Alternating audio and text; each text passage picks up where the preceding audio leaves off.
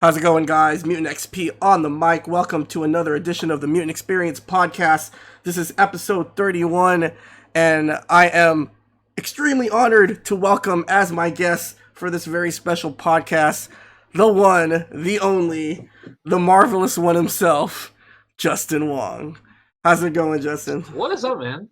I'm doing pretty good. Just coming back from Combo Breaker stuff, and now we back here in Vegas, just chilling with nowhere. It doesn't thunderstorm. Yeah, for those of you who are on the East Coast, it's actually thunderstorming right now. I'm sure the weather is extremely boring where you are, Justin. It's Um, nice. I mean, it's sunny outside. yeah. But what definitely wasn't boring was your performance at Combo Breaker. So let's just get that out of the way. Congratulations on winning like every old school game. How did you do in Vampire though? You didn't enter Vampire? I actually don't know how to play Vampire like that. We But Common haven't you Person won a used to be in the haven't you won a Vampire tournament before? How do you know? yeah, but like everyone got like super crazy good with Hmm. like Japan and everything. So like a lot of the really good players from the Midwest, like Chicago areas, are like super good at the game. Oh, okay, yeah, definitely. Like from the shout outs to Arcade Legacy, the main people who play Vampire Arcadia. We were talking earlier, Justin. You said that you were close to going to Mackay Cup, but maybe next year, right?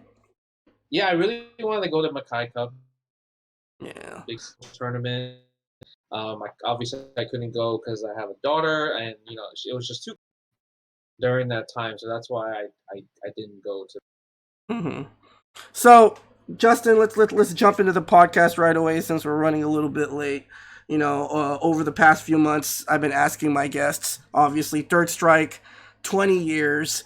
And what's so funny about, like, people like you and me, because we're around the similar age, basically, Third Strike sort of coincided with our adulthood, right?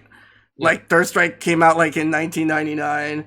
Like, I think I was just graduating high school. I'm pretty sure you were, like, in high school or something, or around that area, around that time. And so it's weird. Like Third Strike's like 20 years. That's like our adulthood. You know what I'm saying?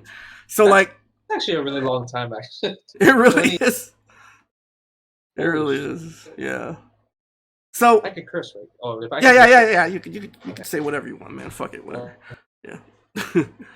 So tell me, Justin, what are some of your earliest memories of Third Strike? Like, do you remember the first time you played it? Like, I remember the first time. I remember seeing the machine being installed at Chinatown Fair. We had two cabinets, and everyone was there wanting to play Third Strike. Literally after the first like 2 hours, like after Eddie picked Chung Lee, and he used Spark 2, and Henry was like, no, we need to ban this super. So he actually had a printout like from like a printer, or like typed it up and printed out and put it on the machine saying Chun-Li SA2 is banned from this. So if you play Chun-Li, you had to play Kikosho or the third one, which is pretty funny. So that was my first playing Third Strike at the arcade, and even seeing it on day one. so how long did that ban last? Would you say how It long? lasted for like maybe a month because there was a tournament, Uh, like just a Chinatown regular local Chinatown fair tournament, and that super was. But after 1 month, the band got uplifted. did you win that tournament? I actually didn't get a chance to play because it was a weekday. Oh, okay. I was like 14 at the time. Uh, No, I was 13 at the time, so I couldn't really like enter 5 p.m. tournament because I wasn't allowed to be out mhm, and out and about. So definitely the grown ups was the ones playing in the mhm. So when you started playing more and more Third Strike, like who are some of the players you kind of remembered, sort of grinding with in those early years? early years was Eddie Lee, Flash, John Gordon, Norman.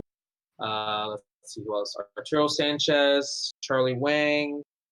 Like I would say those were like kind of like Old Man Ryu. If I don't know if you guys remember Yeah, Old man, Man Older Ryu. Man You know who Ryu, Old Man Gamester, Ryu. dude. Yeah, yeah. I mean, so him. Some of the Asian gangsters that played like Yun and Ken, like Uh, those guys. What was that guy named Jaya? You remember him? The tall Asian guy that plays Yun that was really good. Jia Jaya. I forgot his name. no. Jai. I think it's Jai. Hmm. You really don't remember No, Jai? I don't remember. Remember, I moved to New York in 2006. And well, before we go No, any but further, he was yeah, still. Yes, see, yeah. there you go. Denji knows Uh, Jaya, Yellow Yun. Yeah, oh, buff okay. ass Asian dude. Yeah, so Uh, he was one of the original guys that's been playing since like Second Impact. And yeah, I mean, like those type of guys carry over from Second yeah. Impact to third. And that's I don't know if you've ever met Carrie, Justin, but he's in the chat too. Soul Avenger. Remember Carrie? Do you remember? I don't know. He might have been a little later, but anyway, he's dude. There were so many players in CF, right? Yeah, Like, I'm trying to think. I'm trying to think about if I remember Carrie, but there is so many. Yeah, I mean, every Friday night, quarters were mhm, like from one corner to the, which mhm, was great, right? Even people like came down to drive down to Chinatown Fair to play, like quotes Exodus, right? mhm. No, not Exodus, KO Fiend. Exodus is a punk. He never wanted to come to Chinatown. Oh no! Did you hear that, EXO? I know EXO's in the chat. so, so like, what were your impressions of like how popular Third Strike was when it first came out? Like, at least at CF. Like, was it like, uh, oh, like everyone wanted to play it, or was it kind of like, oh, what the hell is this? Or Everyone was really happy because parrying was better, right? They buffed parrying. mm-hmm, If you try to air parry in Second Impact, it was really wonky. So mm-hmm, punishes are weren't. But Third Strike, made so much better use of parrying and adding red parry through like block string. So like that's what made Third Strike way more fun to a lot of people because they can style on the parry, right? mm-hmm, Before it was like I just thinking about Second Impact, like you didn't really get good opportunities with parries. It was kind of just broken combos, broken strategies like mm-hmm, Akuma, mm-hmm, like all those type of like combos. But Third Strike, it actually gave a lot of to the game where like okay, pairing actually matters. So obviously, even though Chun Li is like super, one parry the standing fierce depending on the character, you actually can kind of take her to the corner and kill her from that situation. And so that kind of buffed those characters, even though Chun Li's still on top. mm-hmm. Because I remember like at least in SoCal, Third Strike wasn't really all that popular when it first came Really? out. Wow. Um, I think yeah, I remember when I first played it. It was at a place called Regency Fun Center in Long Beach, California, Yeah. and I remember like obviously there was one place where it was super popular, right? And we all know where that Mhm. place was. But like when it first came out, like in Southern Hills, like for example, because that's the arcade that I was going to. Yeah. Like it was literally like every like when I would go there, I would see basically three people play Third Strike on a regular basis, and that's Paulie, Kenai, and Mike and Ghetto D. Remember I Don remember. Sneddon, Yeah. I and remember. I remember. and then later on Mike Burke came, the Hugo player. Like Mhm. those four players and me, like we would just and I was super scrubby back then, but like every time I would go to Southern Hills, it really wasn't really anyone playing there except those four people. But Yeah. obviously, it was more popular in like maybe closer to the valley, obviously where family was. Um, Yeah. I mean, Third Strike was super popular where in Chinatown for sure. It was. I think it has always been popular mm-hmm, because all the like the young Chinese kids really enjoyed it. mm-hmm. What did you So think that's pretty about like cool. what do you? How did the second Impact players feel about Third Strike? Like, because Um. obviously there was a definite tier list right Oh in New yeah, York for when it sure. came to second Impact players. But how I do you think think they the adjusted? I think they liked the game at first for sure, Mm-hmm, but obviously flushed out and like strategies gets flushed out. They started like not enjoying the game as much anymore because you, like when you're playing Second Impact and you're playing arcade, like you got some really cool ass combos, like especially with Buki, right? So like I don't know if you remember OJ, but he was like this like a Buki player fighting, playing through arcade mode, getting to Gil and just like doing the coolest combo expansions on Gil when he's stunned because mm-hmm, you can just do that against Gil. So that's what he really enjoyed, but you couldn't really do that, especially if you're in a Buki main. you went from Second Impact to Third Strike, it's like completely different Mm-hmm. character, right? Like super day and night. Mm-hmm. And obviously John, he played Third Strike for a long time, just like all the Shotos, Denjin Ryu and Ken. But then eventually he's like, you know what? He doesn't like this game anymore. He went back to Second Impact so he could just dive kick people broken Akuma all day. But I do think a lot of like super old school guys still prefer Second Impact over Third Strike, but like a lot of like more of like the younger generation, even though they're old now, was definitely like Third Strike. Mm-hmm. Yeah, it was so great. Like at CF, I mean, I came in later, but I did definitely notice that there were a lot of just like random casual players at CF. Yeah. And that's I think what made it really cool, like that experience, you know, like when you like I don't know if you notice this, but like you know when you practice and you grind with other tournament players, you know, it's like that's one of the things that I feel gets kind of lost without you know now that there are no arcades, because like you know when you practice, Mm, right, you're basically practicing mostly with other tournament players, but in the arcade, I mean, you played casuals with all sorts of different players. You know what I mean? Like they weren't yeah, all that's just like true. serious. They were also casual, like you said, like the random Asian gangsters and stuff like that. And it was Yeah, I really mean cool to see all those styles. that's the cool part, the fact that like anyone could just port a quarter up and play Mm-hmm. some Third Strike because there was two Third Strike cabinets. Even after like when you started living in New York, was like the big cabinet where like when you first walk in next to the race, and then there's like that little small one that it's like the scrub machine, right? Like no one wants to play there because that like you don't want to wait a Mm-hmm. long and the showcase cabinet is all of the in New York was playing, so Mm-hmm. it was definitely like, so playing there, and then like every Friday night, like I'm just going ham strike and getting like over like 80, 90, which is really spend one quarter and spend like to play like four. Yeah, it was like a sense of pride, right? Like how long can I make this quarter last? So And there let's was no fat. Yeah. Yeah, no chairs. You Chinatown had to got no stand up. chairs. And American sticks too. Oh my goodness. I mean, back then it was good for me. I Yeah, enjoyed American yeah. sticks back in the day. Clearly now we know what is uh stick now, but I'm Mhm. saying back in the day it's pretty good. Yeah. Like I can't go back. Like You definitely can't go back. You can't go back. like I noticed when you play Marvel, you don't you still use Japanese sticks mostly, right? Yeah, I would say I use Japanese when I play Marvel 2 against people that I know using American, Hmm.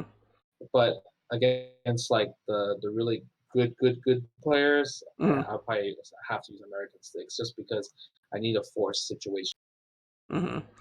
So let's fast forward a little bit. Like when did you start hearing about, you know, when did you start hearing about Family Fun and the Third Strike players over there? I'm kind of curious when you started to hear about them.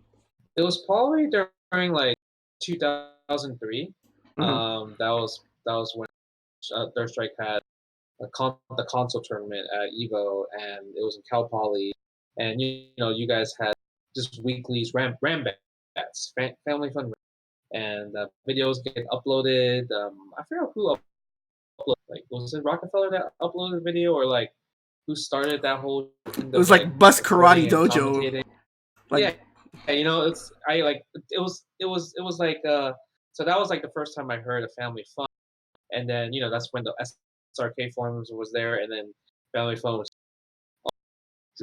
um Third Strikes on we're not going to this tournament.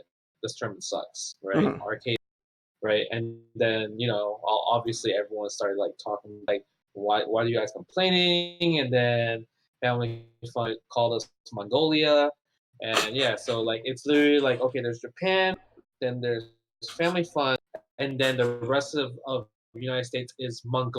So well, we were labeled as barbaric players because we wouldn't want to play on we wouldn't like petition for like arcade cabinet Third Strike at Evo when it's like switched to. mhm. So let's get to that right now, Justin, because I know the Mhm. chat wants to hear it.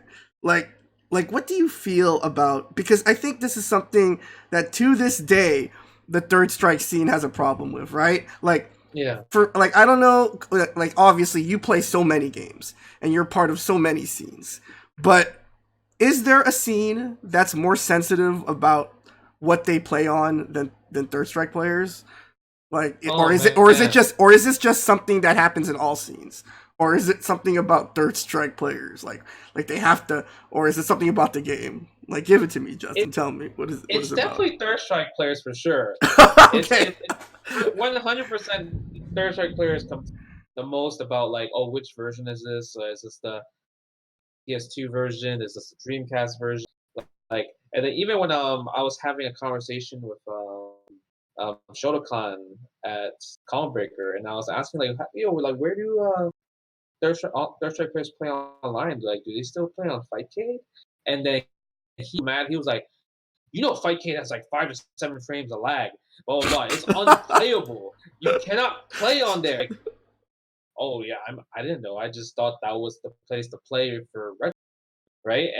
Then and then I was like, oh, so you like where do you play? It's like oh, we play on PS4, but we have to like kind of like match up. And he said Xbox 360 was the best version, the online edition was the best console version, and I'm damn, like I don't know. I mean, I guess like I would just play on the PS4 version or Fightcade because that's what I remember playing when I was like in the whole Fightcade thing, like Uh-huh. streaming the Fightcade, and one of the like I thought this program was so cool because you could play all these games on Fight. But Uh-huh. yeah, I mean, I didn't really remember 5 to 7 frames, but Uh-huh. yeah, I would say that was a while ago, but that was funny. That was pretty funny. That was my most recent talk. Uh-huh. But like, but what do you think about that? Like, is it just player preference, or does it like in your mind, like when you play Third Strike online, does that kind of stuff really matter? I do think like obvious like you definitely you have to be picky when it comes to is this arcade original Mm-hmm. or is this like how's the online? Is the online trash? Is the online so it really depends like on the player. Each player is very different when it comes to it. Like Mm-hmm. I personally hate playing online because see that like I can't react accordingly versus like how I react offline. Mm-hmm. And if I like see like a lag spike drop, I actually get really pissed off. Like that's Mm-hmm. why I refuse to enter online tournaments in any game because I'm like I'm not trying to get my day ruined because I see just like a slowdown or just anything roll back. Like I am not. Yeah. So so then why like so then how does the Third Strike scene, like, because obviously so many of us play online, so like why should we play online then, like in your mind, like? I think you should play online because you definitely can learn matchups from online. You just have Okay. to have a different mind when you're playing online. Like you can't like take it like super serious. You gotta think of it as like you're trying out different strategies. And the one thing is like you shouldn't play to because if you play to win online, that means you're gonna develop online habits because online's not. Mm-hmm. And if you develop online habits, it's actually already in your muscle memory tournament, and they probably get blown up for it. Mm-hmm. So, would you say like online play is good for like, learning matchups and just practicing things? And because, again, I don't know how familiar you are with, our scene, Justin, but there are tons of people who play online. And there are tons of people who just play online. I mean, online is awesome, right? Because Mm-hmm. if like if you're not from the major places where you can actually have meetups, right? Mm-hmm. Like next level, they like you run like Third Strike tournaments there, right? And then people like him and Tran like run like sets at what's it Don, right? Mm-hmm. So other in Texas that you have like arcade UFO, and then if you don't have a scene or a tournament or a place to play Third Strike, obviously online is definitely your best friend by like a long. So like it's just that I grew up like back in the day, Mm-hmm. so I have like this thing where like I am not a fan of online play unless Mm-hmm. it's perfect. So like a lot of times Capcom when it comes to online play, it's not the greatest in the world. So that's my main problem with like just Capcom games. Their Mm-hmm. online is trash versus like if you're playing like a Mortal Kombat, which they throw lots of money in. Or that's why I like playing Fight K too, because Fight K is actually pretty online Mm-hmm. versus like playing on like an official platform. Mm-hmm. That's really interesting because it seems like what you're saying is that Capcom can make the net code better, but they don't. But they didn't want to spend the money to do it. Is that what It you're? seems like it because like I think so because like I know everyone says Monster Hunter World is like the best online. Like it's like the best Capcom selling game in general, Mm-hmm. and all multiplayer all day. And I'm like, such an extensive, high graphic game is such good online. When it comes to fighting games that have some good online, come on, man, that's bullshit. Yeah, that's true. That's true. So let's go back to the topic of family fun. So you started like obviously back in the day, the main mode of communication was Shoryuken, right? The forums. Sure, you can .com. And so, you know, I think the I think it was 2004, right? You went to the World Championships because I know obviously Yeah, 2004. When we think about 2004 and we think about Justin Wong and we think about Third Strike, it's obviously the first thing that comes to a lot of people's mind is Evo, right? But what yeah, people don't know is that at that same year, Family held a tournament, right? There was a tournament before Evo at Family Fun when all the Japanese came. I think it was KO who came, Sugiyama was there, I think KSK was there, and you were there, right? You played yeah. in that tournament. All of New York was there too. Yeah. And so I don't think a lot of the newer players know about that tournament because obviously there's very little footage of it. I think the only footage of it is basically you versus Pyro. I think there was footage of you versus Pyro from Yeah, that tournament. that was in the losers bracket. That So was. I remember that tournament because like they when they were like doing like the brackets and seating, like they Mm-hmm. asked where I want to bet. And the first thing I said was, I want Daigo first round. That's the first thing I said. So he washed me super hard actually. He just killed. I went to losers bracket round one and then fought all the way back to Pyro Lee, and I think that's like in probably like at loser quarters. Mm-hmm. Yeah, I think interestingly enough, um, I think I think Sugiyama got second in that tournament. I think Daigo Yeah, won. results at all. Yeah, and I think because I know KO didn't win. There was like a big upset. I think Sugiyama was able to beat KO. But yeah, so like, what are some other things you remember about that tournament aside from obviously asking to be seated with Daigo first? I mean, that's pretty ballsy, right? I mean, obviously tournaments back in the day didn't really have relegations versus. So it was just fun. It was just awesome. The fact that like everyone was like, yeah, we'll go to this tournament, Mhm. and it was a lot of people. And it Yeah. wasn't just like only Third Striker. It was like all the other games as well. Uh huh. So like it was literally like a mini Evo at the right. And I Mhm. think that's the pretty awesome part about it is that the fact that like you get to play everybody before like Evo itself. Because Mhm. if you didn't, all the Family Fun players actually didn't even go to Evo. They were like, you know what? It's console, so we're not gonna go to Evo. So this is our Evo right here. The Family Fun Arcade, what that World Championship was their Evo. That was the Mhm. crazy part. Some Family Fun players came. Like Some, I know Yi but came, right? Yi went. yeah. See, all are nice people. All the Chem players from Family Fun Arcade actually are like players that will play in arcade and the other ones, the character specialist ones, are like Yun and the Urian. And you know what? I'm all right. I'm good. I'm chilling. All right.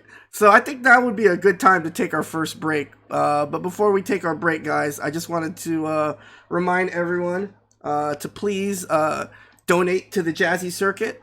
If you just go to jazzycircuit.com, that'll take you directly to the link to our Matcherino.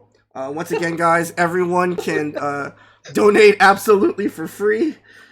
You can enter the code Jazzy3S to add 50 cents to the prize pool. You can also do a bunch of these sponsor quests, visit certain websites, follow certain Twitter handles. You can also nab a shirt. We have the Jazzy Circuit shirt here up for grabs in 5 different colors. And so definitely check that out, jazzycircuit.com. And also make sure you please follow us at Twitter at the Jazzy Circuit. And so we're going to go ahead and take a short break here. But when we come back, we're going to talk a little bit about your time in Japan, Justin, because I know Mm, that's another thing that maybe, people don't really ask you about. And that's, yeah, some yeah. of the Third Strike that you played over in Japan. And so, once again, guys, you're watching a very special podcast, Mutant XPerience podcast with Justin Wong, and we'll be back in a few minutes. So don't go anywhere, guys.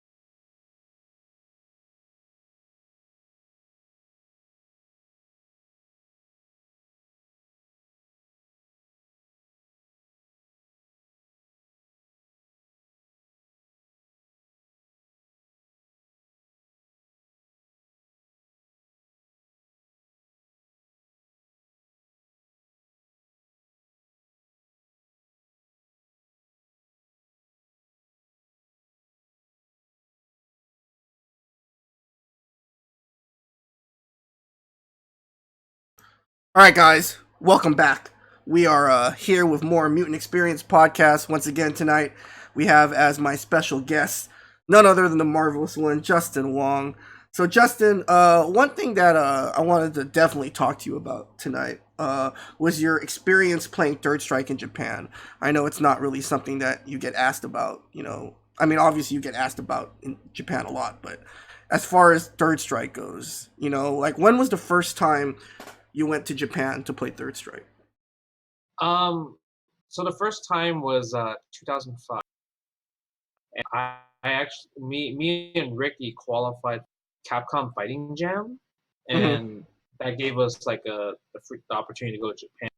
Um, but before that, me and Flash team and for the S Showdown, and we lost to Frankie 3S and Pyro Lee. So we Mm-hmm. lost that. But then I got the backup plan with CFJ.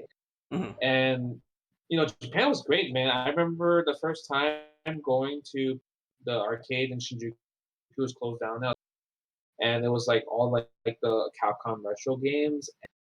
The crazy part about that was my Chun Li just got washed every single time. I got boxed, destroyed, Mm-hmm. and the crazy part was it really made me my Chun Li, right? Because when I when I just tried a different character, I tried Elena, and I hit like a 30 game win streak, and I'm like, what is going on here, right? And I think that's actually one in Japan, like no one played Elena or she was Mm-hmm. Ash, so like everyone didn't really play her like. But I was hitting like 30 wins with Elena, but I couldn't get like anything past her Mm-hmm. the whole time. That was my experience of like just playing in the arcades in Japan before SBO, where me and Ricky the SBO last chance qualified against Issei, our good friend Issei. Mm-hmm.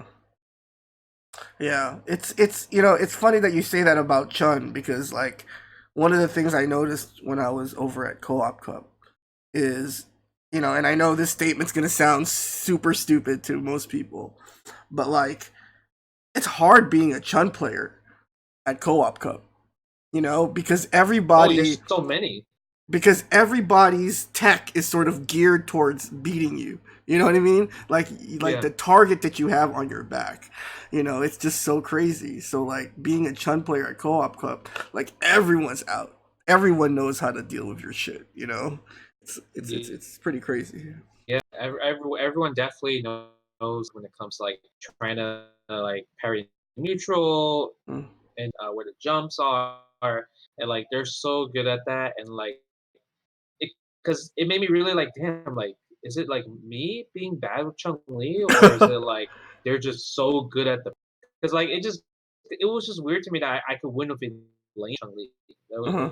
It was Yeah, it was crazy because like every chun, like it seems like every chun that I saw at Co-op Cup was getting washed. It's like, and not even like just getting beat up, and it was yeah just crazy. It was crazy. Like even me, like just personally, like I love playing chun. yeah. Even with Necro, I love playing chun. That matchup is just like even like Alex versus Chun. Like, see how many times I saw Alex body Chun in Japan? Like, I was like, how does this work? I thought this was a bad matchup for Alex. I mean, I think it's just a great feeling when you body Chun in general, like with Yeah. in Third Strike, right? Because it's like put you Hmm. that like, oh my god, this character is so broly. Like you start thinking about like different ideas and like how to like play risk and reward. Like fighting Chun teaches you risk and reward like Mm. so much about, especially in Third Strike too, right? It kind of if you were able to fight Chun, it actually kind of like help you throughout your other matchups Mm. because it that brainstorm of like, okay, this is how I should play this because I can real will be X and Y. Hmm. So you hear that, guys? Every scene needs a really solid Chun if everyone wants to level up. So appreciate the Chun players in your seeds, guys. I mean, So. there's a lot of Chun players now, like in this going through like the turn America, right? Like anytime Mhm. you see like that's it's like there's like so many Chun Li players. Hmm. I mean, if you get into the finale, that's three Chun Li players in the top in the 16 person finale. So Oh, but It that's actually kind of pretty good. surprising. You'd think it'd be more, right? Maybe. It would, yeah, you would think it would be more, but there are like so many Chun Li players when you see Hmm. them come on stream though, for sure. Yeah. Everyone, So, and also everyone probably has a pocket Chun too. It's not like people never tried out Chun Li. mm, yeah. So, who are some like specific players that like just kind of blew your mind when you went to Japan? Like when you saw them play Third Strike. Like players, like maybe Um, players that hadn't been to America that you were like, wow, like this guy's really godlike. oh man, I the one person is Nito. Nito Nito. is the person like before he went to Evo, I was I can't be this guy is definitely way too good with young. Probably lost like right before I got game Wow. against him the first time I played him in a set. Like he was so good, and I couldn't just I just always guessed Hmm. during Gaijin like and then even after post Gaijin he always guessed right like on the mix up and have or like dive kick cross up like shit like that really like made me like wow like this guy. Every time I see him play I always think that he's gonna win. Like I he loses I'm surprised that he loses. Hmm. And so, you know, let's like switch gears a little bit and let's talk a little bit about like just the current generation of Third Strike players. Because obviously, once again, guys, remember that this past weekend, Justin was able to win a very stacked Third Strike tournament at Combo Breaker. I believe it ended up being 122 entrants or something like that. Yeah, that's a Um, lot. yeah, it was a lot. And so, like, now that you've gotten a chance to play, some of the current crop of Third Strike players, you know, what is your sort of impression about how just this country in general is sort of picking up the game and so forth and so on, like I guess the overall skill level. So the person that really surprised me, Calmbreaker, was Mm-hmm. B. Like Was who? Say that again, Justin. B-Trend. B-Tran. Okay, He was B-Tran. really yeah. I thought he so because we before Third Strike we played more and then Mm-hmm. so when they said oh you have to play B-Trend and Third Strike I assumed whatever his skill level was in Marvel 2 would kind of be similar to Third Strike, but it actually wasn't. He actually was super way better than Third Strike because that's just my assumption when it comes to like if you pick an old game, Mm-hmm. multiple old games, your skill level is kind of like similar to that, but it was like super high. Mm-hmm. Yeah, I mean he it was when I played him in Williamsburg it was 2-1 and he could have definitely sent me the losers and but then loser finals I thought he played kind of nervous against me because all he did was just kind of run away and build Genijin Yeah. instead of like how he played in winners bracket. Winners bracket he played very like more confident in himself, but Mm-hmm. loser finals he was definitely not confident because he was like oh I need but Yeah. the whole time like positioning is super important if you're going to try to play that strategy. Mm-hmm. So usually his Genijin didn't really work as well as the way he used in winners. Mm-hmm. Yeah, because like in that matchup, right? Like people don't realize like it takes a long time to build. Like everyone complains about Yun's bar, right? But like if you're just whiffing normals to build that meter, right? Like it takes a really Yeah, long time, you yeah. know. So that's why like I felt more like I was able to I could beat him easier in loser finals because that's all he tried to do. So even so he's taking like hits like all the time before he built Genijin. Mhm. After that, I could just back up and then pretty much his Genijin is going to be almost gone at that point, right? Mhm. So if I defend like maybe like two, then now he's going to run back the same strategy as going. It was kind of like at that time. Mhm. So what are some other things that impressed you about Tran? Like aside from his like what specifically was it like his poise like in the first game or like his willingness to kind of like stand with you in the pocket there, or like what exactly sort of impressed you about his play like in that first Uh, set? So in the first set, what really stood out the way he activated Genijin Mm-hmm. and the way he kind of kept me like stuck there. So a lot of times, like I try to jump out and he'll punish me, or he didn't really give me a chance. So like I was, the way he used Genijin after building his meter efficiently Mm-hmm. was like his strong. Because like I mean I'm not trying to take that command grab, man. That command grab, you get the medium pick one. Come on, man. Like, why Chun Li so fat that she gotta go deal with that?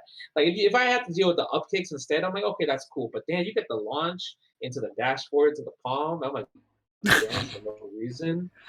That's boo. You know, even though Chun Li's broken, you know, she probably deserves it. At least let it be consistent to all the female characters. You know, let Elena take some of that launching shit and and a Buki. But why gotta only be Chun though? You know, that's kind of the struggle. The struggle There's the this struggle that I gotta deal the struggle is real with Chun. with. Yeah. And so, like, let's say, for example, you know, like say, someone wants to pick up Third Strike, and obviously it depends, right? Like whether they've played another fighting game or before. But what's some general advice you would give someone who wants to pick up this game and like really like be good at it? Because one of the things that keeps our scene alive is that there are a lot of players out there, right now that are really really hungry to get good at this game. You know what I mean? Like they really want to get good. I, And I think a large part of that is co-op cup. There's always has to be a goal. You know what I mean? And so like that mystique of co-op cup. When I talk to like younger players, they're like, yeah, I really want to get really good. Hopefully one day I'll be good enough to go to Japan and so forth and so on.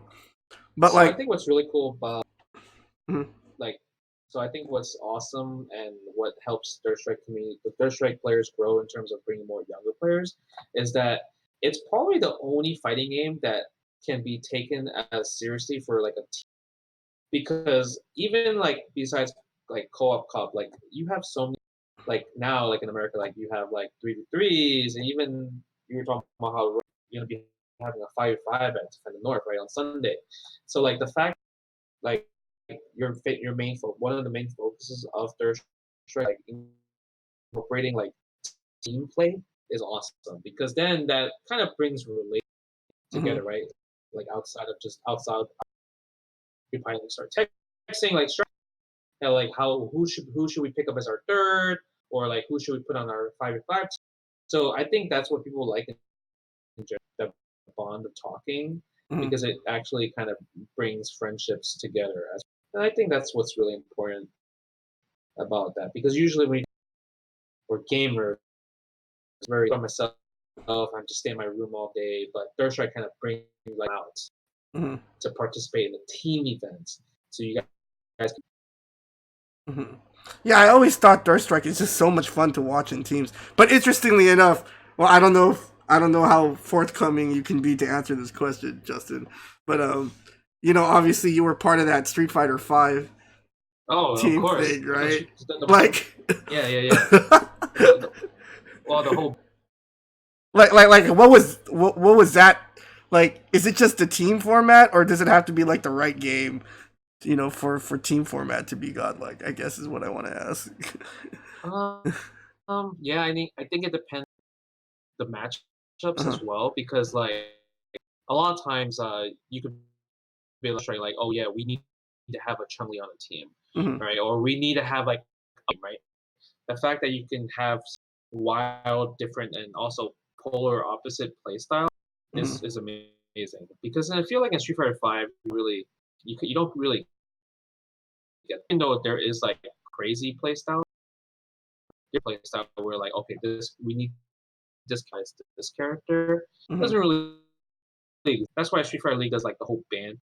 But in Third Strike, because matchups are super strong, and then also matchups can be denied because of like game mechanics like parry and also the momentum of the game. Hmm. I think that's like also like really strong, and it's super flashy as well. Like Street Fighter Five isn't flashy at all versus Third.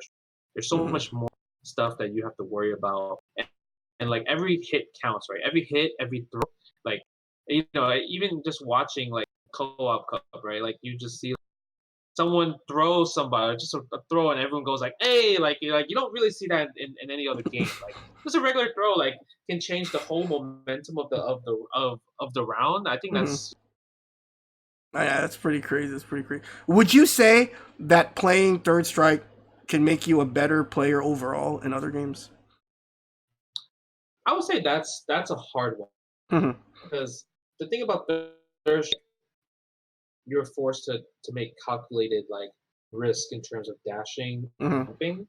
So I would say other games doesn't really showcase that, right? Hmm. Other games where like you can like jump freely and like, oh, if you're good enough or to to do a parry, like your jump is gonna go through successfully. Hmm. So I don't know, it just seems like it's a different game. I don't think playing other games for Hmm. sure can get you prepared to play Third Strike though. I don't think that would work. Hmm.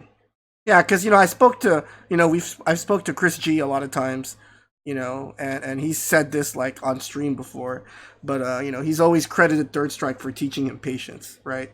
But that's like just his style, you know what I mean, right? I guess Yeah. that's just his style. But he has credited Third Strike for being like, yeah, this is the game that taught me how to be patient. So I think what Third Strike has given me is making because I feel Better, like at a high better, level, better reads. Is that what you better said? reads. Okay. Yeah, yeah, better reads in like other games, like taking like a specific risk or assuming that this player, because that's what you kind of do a strike. Hmm. People are expecting like a shoryuken or a crouching fear. A lot of times you're like doing standing jab, right? Like that's a type, Hmm. like because like if they what if they pressed a button instead, right? But you're just already assuming that they're gonna go for a parry Hmm. instead of pressing a button. So Hmm. like that so Third Strike has given me a lot of opportunities to like make hard reads in other games, and I think I would say that's what I could credit Third Strike. Yeah, because like in any situation, there's so many options, right? There's so many Yeah. possibilities. There's so many permutations, and you sort of have to kind of think about all that stuff. And so, kind of going back to my original question, say, what are some pieces of advice you would give to some of the newer players, who are looking to, actually get really good competitively at this game? Oh man, I mean, it's awesome because now there's like YouTube, there's Twitch, so there's a lot of resources versus back in the day where like if you don't have, like DSL or 56K, you can't download these Third Strike videos. Oh, remember though, like Yeah. the Thirst from Kuroda, you can only buy them in Japan. Like it was like $2 a DVD, I believe. I forgot, but like they just burned the disc of Kuroda gameplay and then I mean I still have them Mhm. because they're just kind of cool because I want to learn the characters. Right? He had a young one. He just played super, but like the Kuman one was great. The Oro one was great. So now like I'm pretty sure of like footage of like high level Japanese gameplay on YouTube now, right? So people could study. So I would definitely say study a lot for Mhm. understanding how to like you want to master like parry situations, right? And also you gotta know your setups, and also know from like okay, if you parry this, what punish can I get from this range versus max range versus close. Mhm. So a lot of spacing, just a lot of just sort of building that foundation, I guess, right? Just the your Yeah, basic knowledge of the game. Yeah, that's pretty sound yeah. advice. Yeah. Cuz one of the things that, I've heard a lot of people say is that, oh, the reason why Third Strike isn't popular, but it seems like you think Third Strike's popular. But like or like what I heard a lot of people say is, oh, people don't pick up Third Strike because it looks too hard to pick up, or it looks too hard to play. Like, how would you respond to that? Because I've heard a lot of people say that, that it's hard to Well, pick I up, it's guess hard to play. I guess it looks hard to play because it's fast. Because like like matches, they're moving really fast, right? So it's very very different when it comes to the speed wise. But I mean, I don't think it's hard. Like the only thing that's hard are like the high level stuff. Like let's say if you're like sure you can in the character, sure you can the screen. There's obviously super high level techniques versus like the person who wants to play the character, Mhm. right? And you gotta learn how to do charge petition plus the unblockables, and and also if you're like want to play Oro, then you gotta learn like the booger versus the guns. Mhm. So it's like it is. I would say it is an expert game when it comes to like trying to learn like a character that you specifically want to play. All the supers are very like setup based. They're very like, Mhm. but I mean, you gotta think about it like this. It's like when you learn it though, you feel like you're a god when you learn that shit. Mhm. That's how I definitely feel. Like if when I every time when I was trying to like learn different characters growing up in Chinatown, man, I saw this match and they did this and that. I want to learn that so I can land it on somebody. If you could, man, Mhm. you feel like Yeah. So I thought before we could go on our second break, I thought we could do a little Q&A and look at some of the questions that people have yeah, dropped in the chat. Are you cool with that, Justin? yeah, sure. All right. So let's go ahead and well, this is one question from Denges. Shout outs to Denges.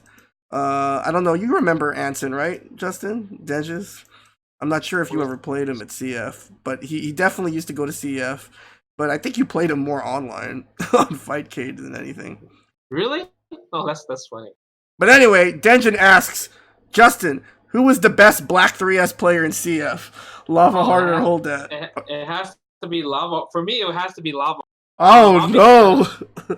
obviously, hold that has gone a lot better. Like you were telling me, and I see it in his gameplay at co-op cup. But during the CF days, because there is no more CF, there is something on Mod Street, but that's not. Lava Heart during that time was the best black Third Strike player in Chinatown Fair. So you hear that? You hear that, Darren? You better come out to DTN. All right. All right, cool. So here's another question. Let's see. Scrolling down here. Remember, guys, keep those questions coming. We'll do this for a few minutes here. So let's see. Okay. So Kachik, shout outs to Kachik, Third Strike player who plays on 3S 30th anniversary. So Kachik has a question. How do you stay so fresh and prepared without playing every day? I think it's because I played this game for such a long time.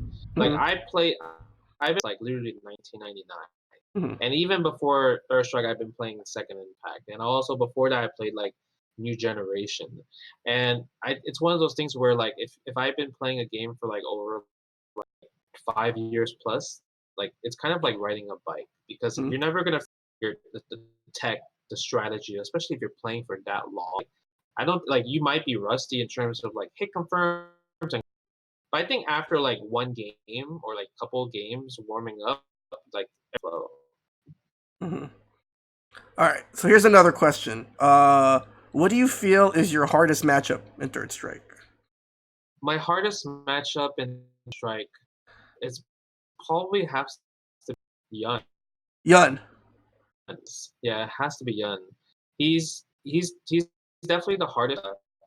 Mhm, I don't I don't really go for a lot of like parries versus like other Japanese chun Yun during Genaijin mhm, because I'm like super scared. I'm like, man, if I mess up this or if I guess wrong, then he's gonna just juggle me and I'm gonna lose mad life. So I actually just block it out and just take the command grab usually all the time. But a mhm, lot of the Japanese players they actually will like parry through the strings and try to use that as a tool to get out of Genaijin pressure. mhm. Yeah, it almost seems like Yun forces that meta. You know, he forces Yeah. that. Yeah, yeah. So what's the matchup here? I'll insert my own question. Like, what's the matchup where you're like, when the opponent picks that character, you're like, oh shit, let's go. like, like what? Like it's free. Well, not just because there's a lot of matchups that you probably think are free, but like free, but also very rewarding. Like, you know what I mean? Like that combination where it's like the matchup you enjoy the most, maybe. Oh, okay. The matchup Yeah. I enjoy the most is versus Ken. Hmm. I like fighting Ken with Chun-Li just because it's like even though Chun-Li has a better footsie war, but like Ken that same game with footsie war, so I kind of like denying Ken that pressure, like also the opportunity. It's like kind of my favorite thing. Probably one of my favorite matchups in just street is like not giving Ken. I like that shit a lot. So, KG the Legend asks, how do you know when to switch from defense to offense when it comes to being in the corner? Like, I guess what KG's asking is like when you're in the corner, how do you know when to block and guess when not to block? Or Well, I guess it depends because it depends on the character you're fighting. It also mm-hmm, depends on how much meter you both have, and also depends. mm-hmm, So Chun-Li mainly, like, if anytime I, like, let's say tech throw or like block a specific normal, and then I'll probably like super jump off the wall, right? mm-hmm, That's one of like the main super jump off the wall, and like a lot of characters really can't even mm-hmm, stop that. So that's really helps. But if you're playing like a regular character, I mean, the thing about it is that jump is so good, especially because you could just jump and parry. mm-hmm, So it's fairly pretty common and easy to like kind of get out the corner, especially after you defend successfully, like one tick throw, you just jump out and then hope for a parry. Because a lot of times, like even if you get stand and it's just you're taking a stand jab and at least you're not fully in the corner, but you're close to the corner, so you have to defend. The mm-hmm. risk is very low when you're doing. Okay. And so we'll do one more question. So Ethan, shout outs to Ethan is Legend. He says, do you recommend going to play in Japan even if you are a mid-level player? Oh yeah, man, going to Japan in general, if you're just a fighting game player, is the best experience you can get. You will play people that can play any character. Like you'll get every matchup experience. So many different styles. People that also play those same characters that you're fighting, but they have different styles, right? So like, there's so many like that can play like an aggressive character of this, and then also a defense of the same character, right? So the fact that like Makoto, right? Like Makoto, there's so many different styles. Like the fact that you can tell the difference between how a person plays in Third Mm-hmm. Strike, specific versus with those characters, are it's just amazing. Knowledge to take back when you go home. So I definitely think so. I definitely think it's great. Even though if you might lose like 100, I still think it's a great as you actually get to see with your own eyes what you're fighting against, watching Yeah. from a video, because nothing's better than hands-on experience. Mm-hmm. Yeah, I think, just to kind of co-sign that, Ethan, I think one of my favorite experiences when I went to Japan was I went to Game Versus. Apparently, like, I went on a wrong night, because you know how, like, there's certain nights where, like, where Third Strike is really popping. So I went to Game Yeah. Versus one night, and apparently it was the wrong night. And the only person that was there was Matsuken and a couple other Japanese players. I think Matsuken was like training some younger Third Strike players, but it was just all Ken. They were all playing Ken, and I was able to win like a few matches, but I obviously lost. Like I probably lost like against Matsuken. I probably lost like 80% of the matches that we played. Yeah. But it was like it was the best thing. It was the best experience. Just kind of being able to sit there and just play him for that long. It was, I mean, he probably No, doesn't even remember me, but it was great, playing him. So, yeah, it's definitely worth it, especially when you're playing like someone like super good. And mm-hmm, the thing about Japan is that they will just sit there and play with you all day. They don't care if you're like the greatest player in the world versus like the wackest one. They'll play you like if you want to run a first to 50, mm-hmm, they make you 50-0 or 49-50 or 20. mm-hmm. Yeah, definitely. So, what we're gonna do right now is we're gonna go ahead and take our second and final break. When we come back, Justin, I definitely want to get more of your thoughts on Combo Breaker and DTN. Speaking of DTN, guys, I just wanted to go ahead and remind everyone that there's still time, obviously, to pre-register for Defend the North. Shout outs to Andy, aka City of Brass, the TO for Defend the North, for landing an amazing venue. Because remember, guys, this year Defend the North is going to emanate from the world famous New Yorker Hotel, smack dab in the middle of Midtown Manhattan, right across the street from Penn Station. It's going to be an amazing time, amazing venue. And there are a lot of old school games, Justin. I think I entered all. you entered all of them. So I entered all of them. so you're gonna give me a bit of a challenge when it comes to scheduling. I don't want to make I want to make sure you have time in between top eights or top fours. So once again, guys, just a little bit more information about DTN. DTN is happening on July 19th to the 21st. And once again, it's going to happen at the New Yorker Hotel in Midtown Manhattan. Currently, the competitor fee is $50. But that will go up at the end of the month. And so I believe the last day to sign up with a competitor fee for $50 is this Friday, the 31st. And so after that, it goes up to 60. So definitely take advantage of that. There's going to be tons of tournaments, obviously. But of course, this is a Third Strike podcast.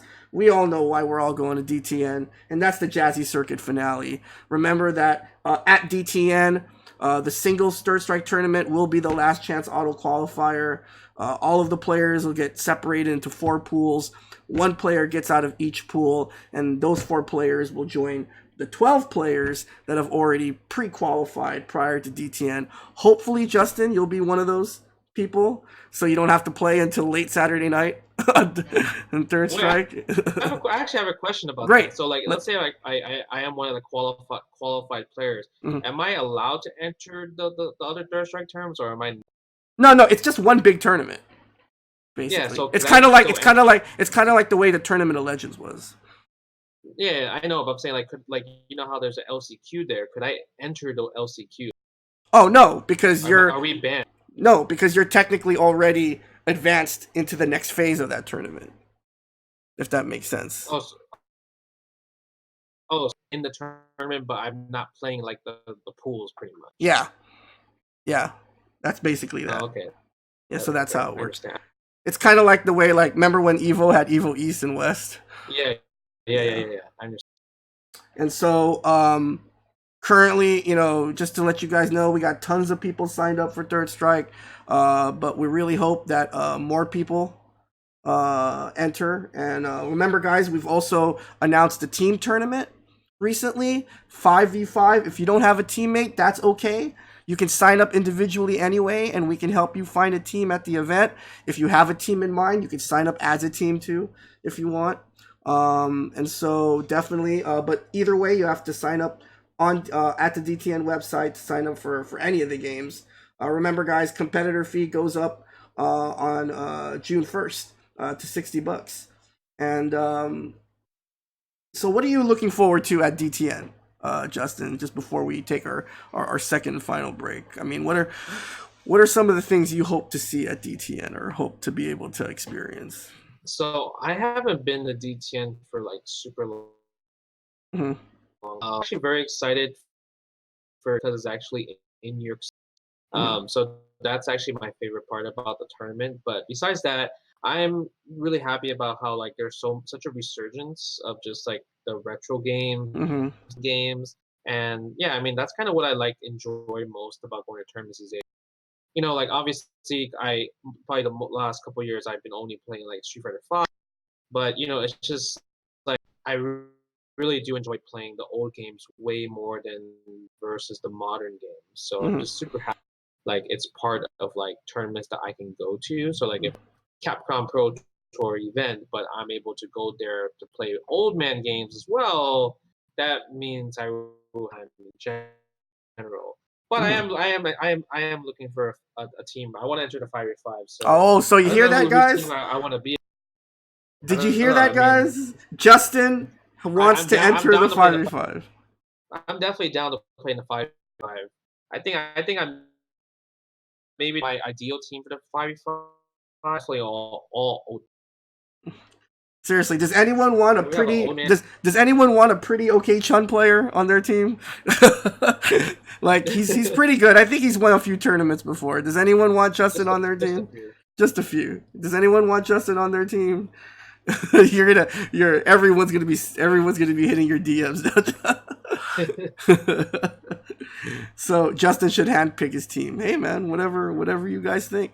So you heard it here first, guys. Not only is Justin going to obviously compete in the Jazzy finale, hopefully, but he will also throw his hat into the team tournament. And so, just let the recruiting begin. Remember, guys, the team tournament at DTN will be a 5v5 tournament, single game, single series, much like Co-op Cup. And it's going to be a $500 prize pool minimum, winner take all for the team tournament. So it's going to be a good time. All right, guys, so we're going to go ahead and take our final break. And when we come back, we're going to talk a little bit more about the Jazzy circuit. And obviously a little bit more about DTN. But I also wanted to get your thoughts on your Set versus Frankie, Justin, because Yeah, that sounds good. I think the people in the chat want to hear about it. So once again, guys, you're watching the Mutant XPerience podcast. We're gonna take our second final break, but don't go anywhere. We'll be back in a few minutes. Thanks, guys.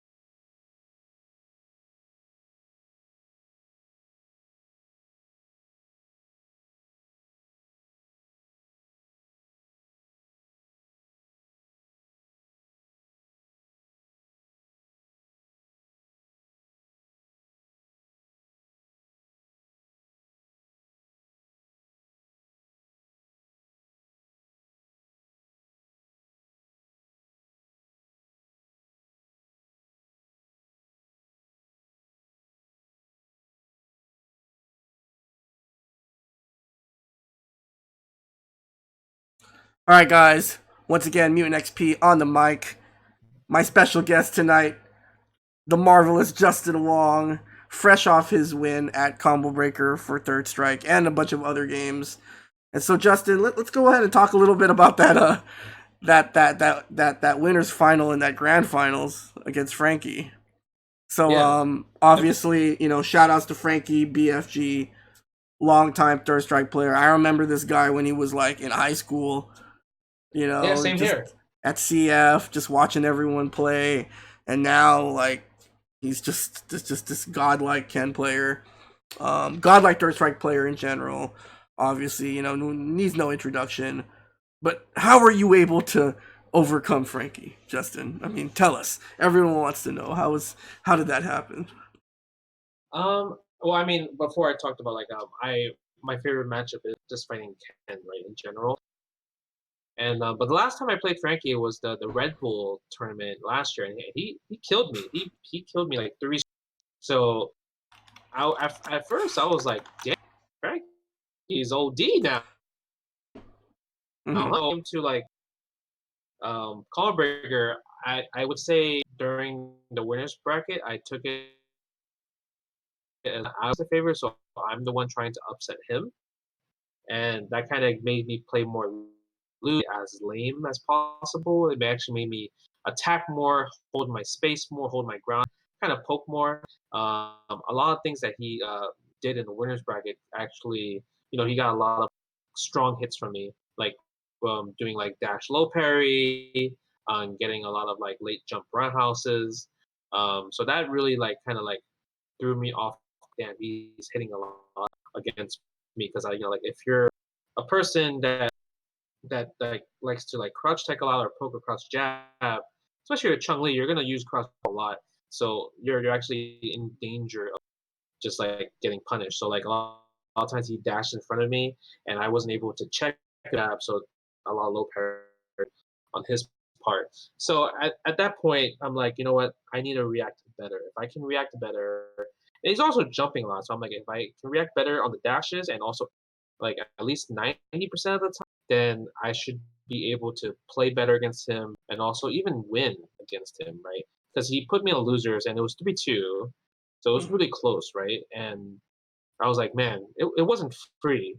So if it wasn't free, I'm like thinking about what kind of other game plan can I think of to actually get the win against. And that's what I started thinking about like, okay, he does a lot of dashes, he does a lot of jumps, and even when if I knock him down and he'll always jump out. So after that I started like trying to like do like okay, like a delayed meaty or chase his jump with an air grab. So I did that a lot too as well, and I think that's what kind of changed a lot. Also my hit confirms got a lot better throughout the set, and yeah, and I was able to defend properly. I was able not press a button because he was going for a lot of like parry baits, right? Mm-hmm. A lot of like trying to parry my stand fierce, try to parry my crouch tech if I'm close to him. Because like if you're not playing as much third strike, you're gonna have a crouch teching like a Mm-hmm. lot. So like I'm like when I'm in those close positions, I'm thinking don't tech, just right. And that's why one of the rounds he actually threw me like 10 times in a row for like a round, and I'm Mm-hmm. like, oh, that's fine. I'll let kind of what was my thought process throughout like the whole. Mm-hmm. Definitely, definitely.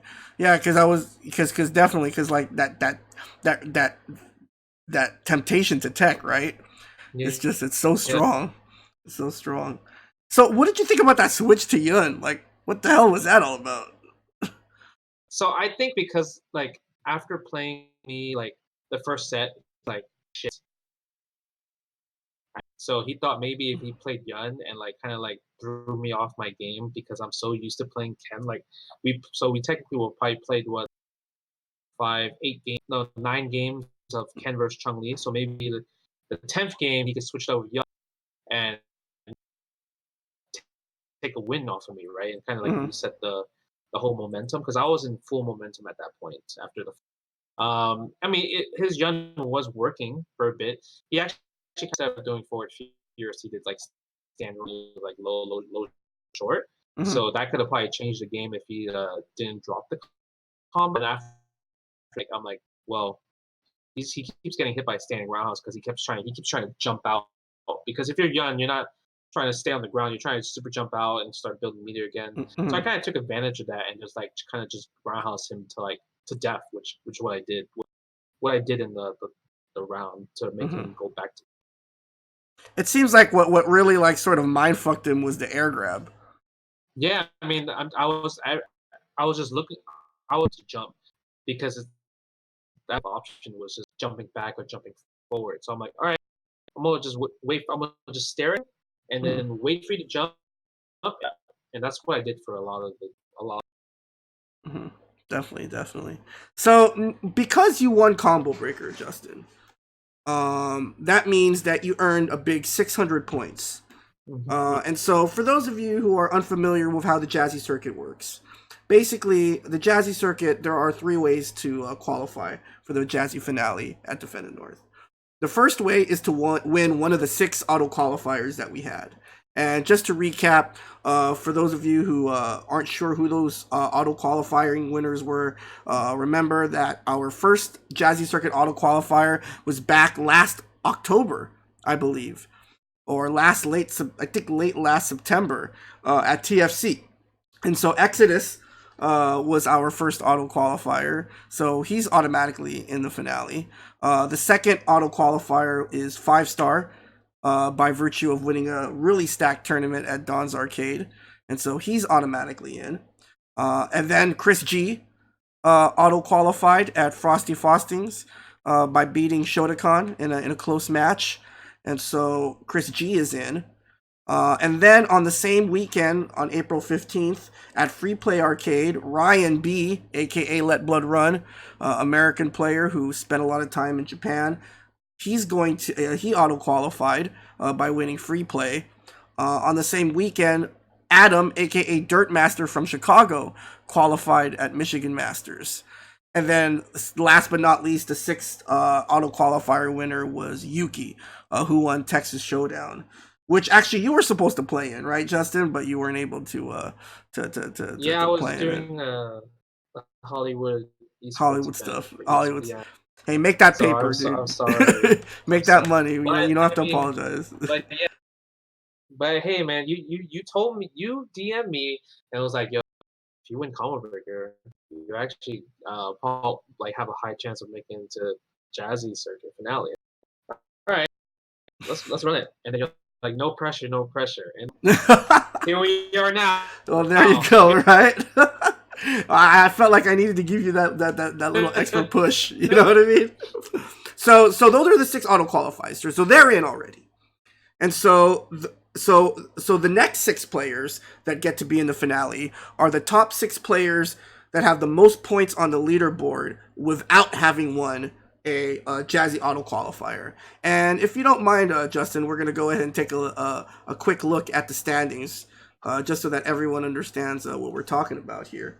And so remember that in addition to the 6 auto qualifiers, the 6 players uh, who have the most points on the leaderboard without having won an auto qualifier also get in. And so that means, so remember, guys, there's still 2 more ranking events happening. Bruising Battles at Akihabara Arcade in Denver, and of course Alpha Attack at Arcade Legacy in Cleveland, Ohio, on the same weekend, June 15th. But if the season were to end today, right? If the season were to end today, this would be your top 6 players who also get into the finale. And so we have Tommy Two Step, Chun Li player from Austin. I think you met him at Combo Breaker, Justin, maybe, or you got to play him, Oh maybe. I'm yeah, not sure. yeah, I know him. He's a great. We have Big Nasty, aka Caesar, a Yugo player from Houston.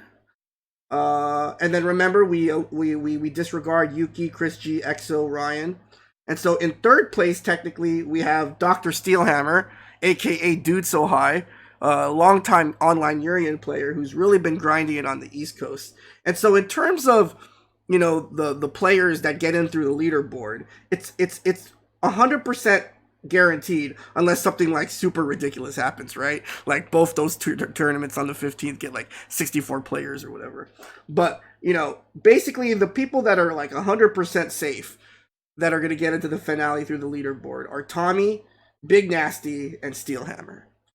After that, then we have to wait till the end of the season, right?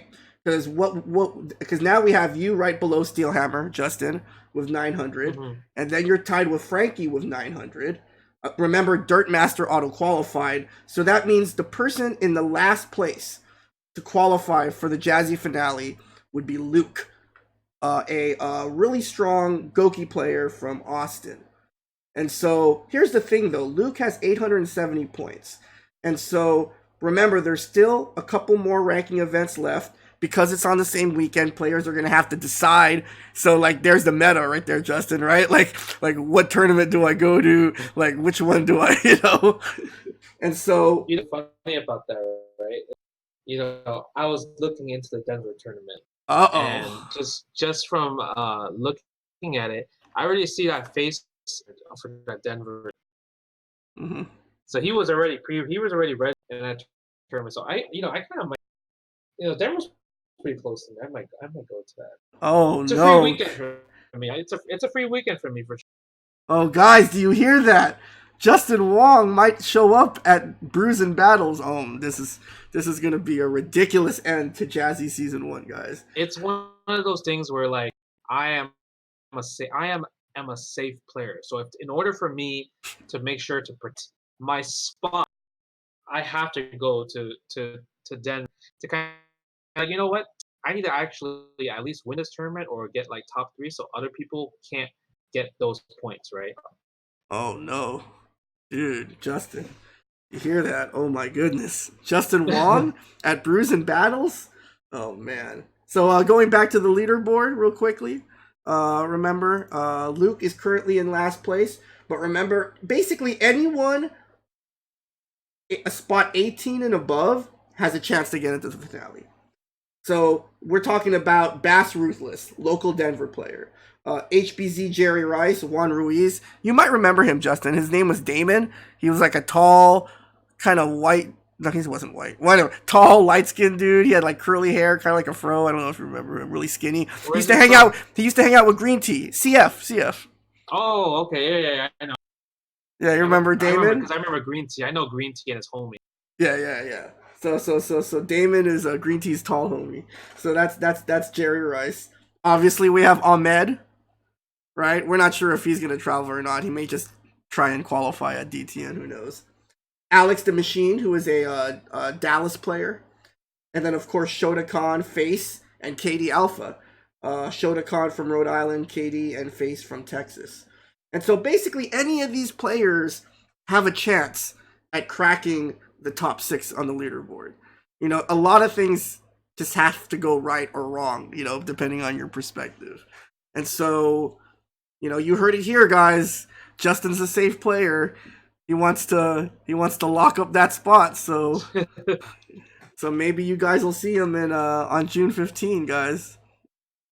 So we're nearing the end of the stream, Justin, and so obviously you're new to the Mutant XPerience, but a lot of the people on the chat aren't new. They're in fact repeat viewers, which is pretty surprising. I don't know why anyone would want to watch me more than once, but anyway, for people who don't know, at the end of every Mutant XPerience podcast, we run a segment called Pack It Up.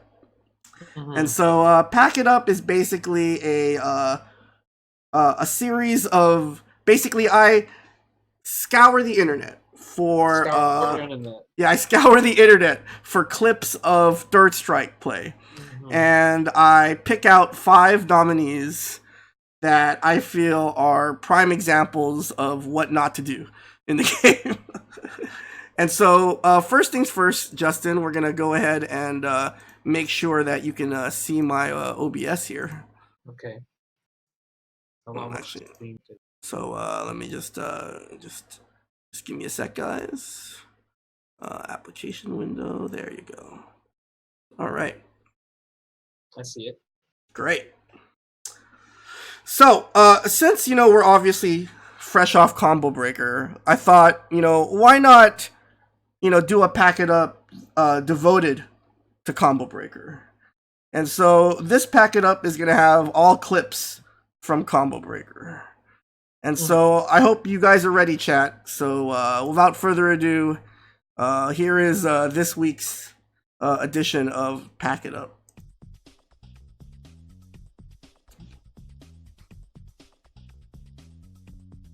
All right, so nominee number one. So this is a match from pools at Combo Breaker. This Makoto player, Silverbird, sort of feeling himself, thinking that he wants to red parry, but then loses the round anyway. I mean, why not? You know? Yeah, but he doesn't even parry at the right place. Like, why is he trying to parry in between the second series? All right, nominee number two. This is Big Red versus oh shoot, I'm blanking. Big Red versus Ruben, aka Big Bad Wolf. I don't know why Big Red wasn't paying attention to the Hugo's meter, but you know, like yeah, look at this meter. Look, he's still dashing up at him. I don't. That's probably not a smart thing to do, especially when he probably didn't realize he was churning the butter. Dude, I'm always churning the butter, Justin, in that situation. All right, nominee number three. This is two veterans, Mike Z versus Simon. Yeah, and so obviously Mike Z. Classic. And so remember, Makoto can't block, right? And so unfortunately, Simon completely misses the cross up, and then inexplicably does sweep and gets punished for it. This was pretty sad. I was very sad when this happened. The best thing about Mike Z is that like he actually doesn't. He's not even that good at parrying, so he shouldn't be using this super, right? Because he doesn't even have good parry moments. Okay. Alright, so Justin, this isn't so much a pack it up from the game, but so much from the tournament itself. So, after B-Tran eliminated Arlieth from... Arlieth took mad long. I remember because I'm like, yo, why is he taking mad long to get the wires? I'm like, what is wrong with this? Like, he really just sits there like what am I gonna do with this wire? It's like in my way, and what's going on? Shoutouts to Arlieth for the longest pack it up clip of history. It actually wasn't that long. I'm actually so curious on what the stream was saying because he's so concentrated. He's really but what's funny is Colin's face. Look at it. He just Colin's just looking at him like, yeah, all right, you're doing pretty good. Wait, what's happening? He's still going, Justin. Look, he's still going. What's that game? What's that game? That child's game? Cradle? Cradle? Hands with a string? I don't know. It's like a little child's game. He's playing like the child game. The string. Oh my goodness. Oh man. Oh, and then he finally just look at his face. I just look at Colin's face. It's actually mad long. Oh my god!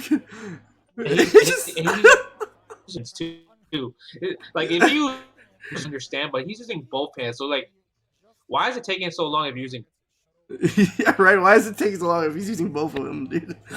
And he's lifting it up too. Like, what's confused? Look at Colin's face. I can't.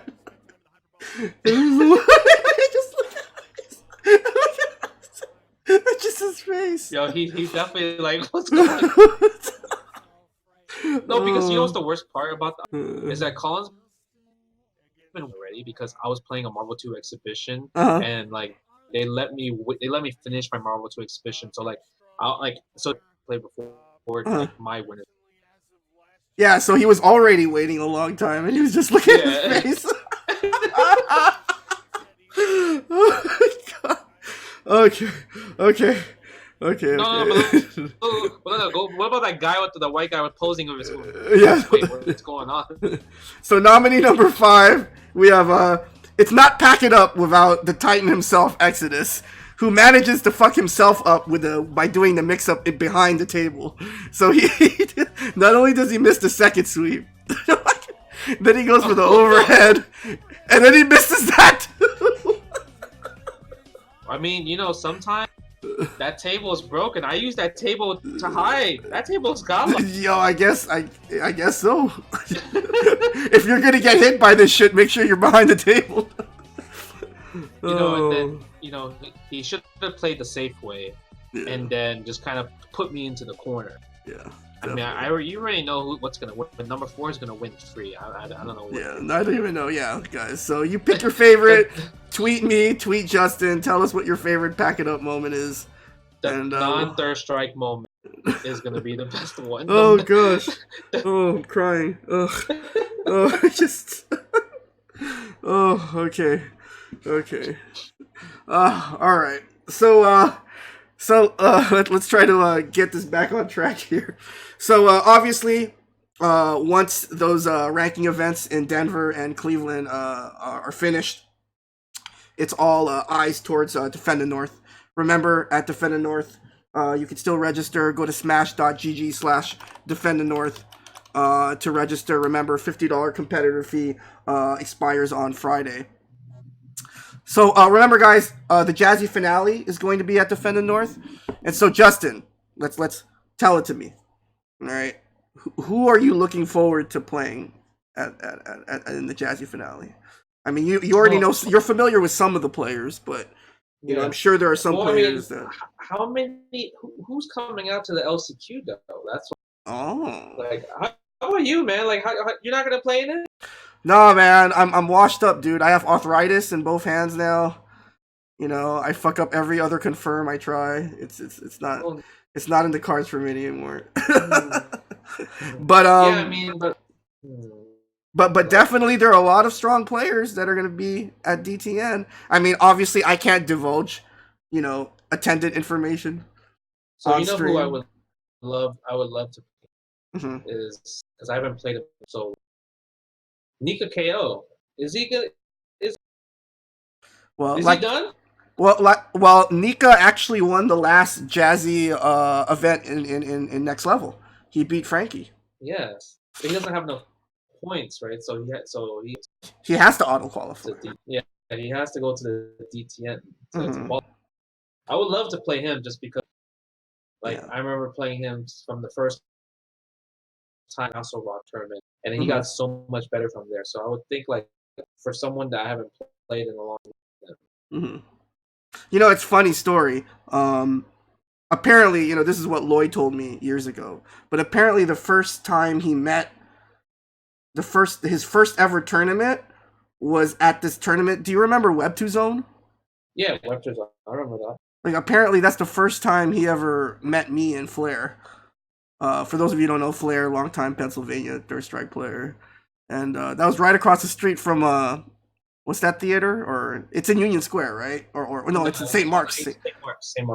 Mark's, dude. And Web2 Zone. That's crazy. Web2 Zone used to have good tournaments for sure. Definitely. So, is there any other players that you want to? Hopefully, Nika shows up. The ones that are, let's say, the ones that are on the list. I'm gonna say Let Blood. Let Blood Run, Ryan. Yeah, because I see him a lot at Cooperation Cup. So and he always plays pretty well too. So I would like to play in the Thunder with his power up. Well, I mean, it is a team tournament, Justin. I mean, let's be fair. Yeah, that's true. But I just see that his Chun just be doing work. So I would like. Yeah. Definitely. Obviously, there are a lot of players that want to play you, Justin. And so, before we get out of here, I just wanted to thank you so much for coming on the podcast. I really appreciate the time. The Third Strike community appreciates the time, and, definitely I feel like, there's a lot of, I don't know how to say this, in a delicate way. But whenever there's an old school scene, say for example Third Strike scene, right, where and then we're always the Third Strike scene is always rooting for the player that that whose main game is that game, right? Yeah. How do you yeah, how do you feel about that, Justin? You know, like from your perspective, because you're obviously from that other end, right? Like, Yeah, I mean, I understand. But when it comes to Blaze was never cheered on, even when like, as my main game anyway, mhm, because the whole perception, the whole uh, oh, Justin Wong wins too much, so mhm, I would, everyone thinks the other person the under. So I guess I'm used to it. Like I don't mind getting people just like cheering against me or wanting the other person to win. mhm, But it's just one of those things where like I just only play like dirt. Like I enter all the tournaments, right? And even if I sign up, I just sign up, and you guys still have my. But I do enter a lot of the tournaments into the virtual scene. Just I enjoy playing it. mhm. It's, especially in the arcade era, I played all the old school games. It's just that like I guess I'm not a computer. Say like I'm like kind of like one of the founders of like band game. Mhm. You know, I kind of look at it, obviously because I look at it from the perspective of a Third Strike player, but it's like I almost feel like everyone has a little Third Strike in them. You know. Yeah, I mean for sure, everyone has played Third Strike. Like from that era, you Uh-huh. have played Third Strike at least once. You have entered tournaments for Third. Even if people were like, you know what, Third Strike's not my game, but the thing is, you still played Third Strike for like a point in time. Like Mhm. Flash, right? Flash, he's a fan of Third Strike. He definitely was like one of the best Third Strike players in the country at one point in the beginning of the game. Oh yeah. So he definitely put a lot of time into Third Strike. Definitely, definitely. Well, all right, Justin. Well, before we get out of here, I just wanted to go ahead and just remind everyone of some important stuff. Remember, guys, please support the Jazzy Circuit. Follow us on our social media platforms, our Smash page, Twitter, and also our Matcherino. Remember, you can donate completely for free by going to jazzycircuit.com and typing in the code Jazzy3S. Also, shout outs to Vankabot, twitch.tv/Vankabot.